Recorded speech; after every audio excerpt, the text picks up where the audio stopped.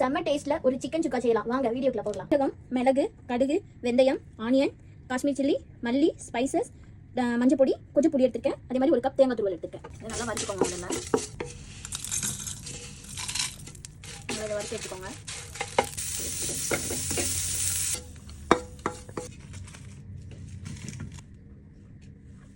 அரைச்சி எடுத்துக்கலாம்.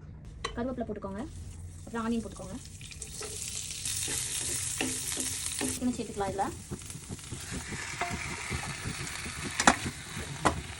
இந்த டைமில் நம்ம மஞ்சள் பொடி சேர்த்துக்கலாம். ஒரு 15 மினிட்ஸ் இது நல்லா குக் ஆகணும். கொஞ்சமாக உப்பு ஆட் பண்ணிக்கலாம்.